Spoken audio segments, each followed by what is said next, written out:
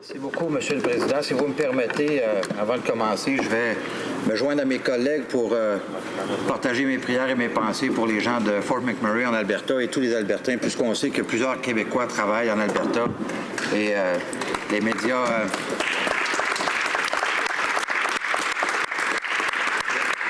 Les médias nous font part d'une tragédie incroyable qui se passe en ce moment, au moment même où nous sommes dans cette chambre. Alors, je veux m'assurer que tout le monde sache que nous sommes avec eux. Monsieur le Président, avant de prendre la parole sur cet important enjeu ce soir, j'ai beaucoup réfléchi. Et non pas parce que je ne voulais pas en parler ou encore ce sujet ne m'était pas important, mais bien parce que cet enjeu est une complexité importante. Et qu'au Québec, après plus de 6 années de travail, de réflexion, d'études qui furent nécessaires pour en arriver à un consensus qui, malgré tout ce travail, ne fait pas l'unanimité. La preuve de ce que j'avance, c'est que la majeure partie des maisons de soins palliatifs au Québec n'ont pas concédé qu'elles devaient offrir cette option à leur clientèle en leur mur. Alors, si vous me le permettez, Monsieur le Président, je me concentrerai sur cet aspect dans mon commentaire. Le comité mixte a proposé de mettre plus de moyens pour la mise en place de soins palliatifs pour améliorer l'accessibilité des soins partout au Canada. Je suis d'accord avec cette recommandation. J'ai eu l'occasion de visiter un centre de soins palliatifs l'an dernier pour visiter mon beau-frère qui était en fin de vie. Et j'ai aussi appelé ce soir, avant de m'adresser à cette Chambre, une connaissance qui siège sur un conseil d'administration d'une fondation qui aide à financer ce genre de maison dans mon comté. Cette connaissance m'a confirmé que ce que j'avais constaté l'an passé, soit que la mission de ces maisons de soins palliatifs est de prendre en charge les personnes en fin de vie et non pas pour y mettre fin, mais bien pour les accompagner les patients dans les dernières semaines, derniers jours ou encore les dernières heures de leur vie. Les services et accompagnements que les personnes elles-mêmes ainsi que leurs familles reçoivent dans ces maisons sont essentiels pour eux et pour elles pour vivre leurs derniers moments dans la dignité de leur existence. Il m'apparaît important que lorsque nous nous apprêtons à adopter une telle loi, que nous ayons du temps pour l'étudier et la mettre en place.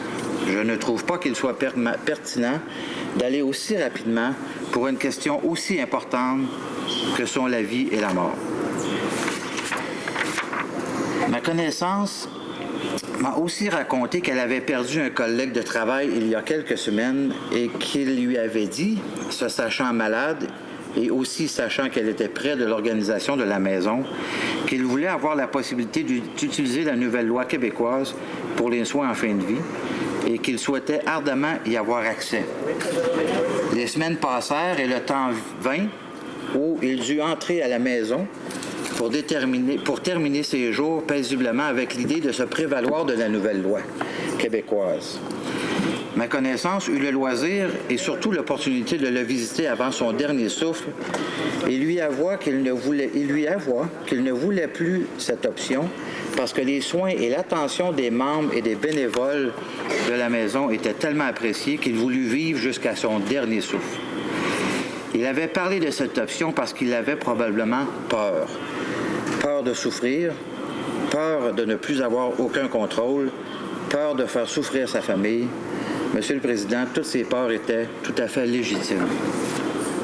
Cet exemple nous démontre qu'il est possible de vivre dans la dignité, accompagné des membres de sa famille dans des milieux adaptés, avec des personnes présentes, attentionnées et surtout compétentes pour cette étape plus qu'importante dans la vie de tout être humain.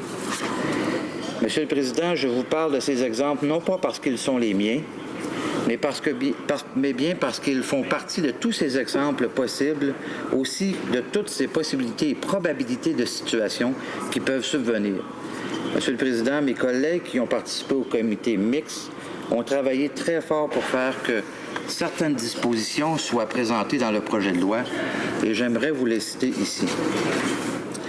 Elles sont tout aussi importantes et surtout, elles sont un minimum dans le projet de loi qui nous concerne aujourd'hui. Et les voici.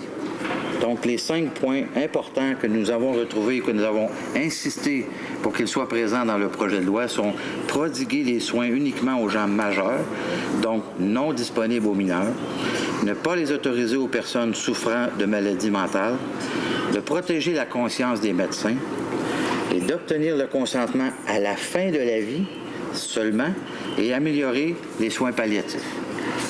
Ce dernier point, comme je vous en ai parlé depuis quelques minutes, a pour moi une dimension importante dans ce projet de loi parce que si les services comme ceux-ci, comme ceux offerts par la Maison Desjardins à Rivière-du-Loup dans mon comté, étaient disponibles partout au Canada, tout en sachant que ces maisons sont importantes pour ceux et celles qui s'y impliquent et surtout ceux qui les utilisent, il sera important que le gouvernement investisse dans ces services et infrastructures partout au pays, ce qui, jusqu'à preuve du contraire, n'est pas prévu au moment où on se parle. J'ai aussi une autre connaissance à Montmagny qui est au moment où l'on se parle en traitement contre son cancer depuis de nombreuses années. Cette personne a décidé d'entamer la mise en place d'une maison de soins palliatifs dans la région de Montmagny-Lillet. Elle y travaille avec acharnement depuis des années avec une armée de bénévoles qui l'accompagnent non seulement à la supporter dans sa maladie, mais aussi à la mise en place de sa maison. Mon souhait est qu'elle pourra, le jour venu, profiter de tous les efforts qu'elle aura mis en place pour cette maison.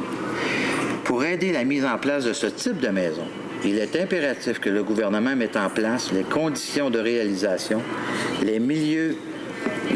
pour aider les milieux à se prendre en main et à offrir, Monsieur le Président, des lieux pour permettre une fin de vie digne pour tout être humain, et ce, à travers tout le Canada. Parce que la réalité, Monsieur le Président, c'est de ça que nous parlons ce soir ici, en cette Chambre, c'est la dignité humaine.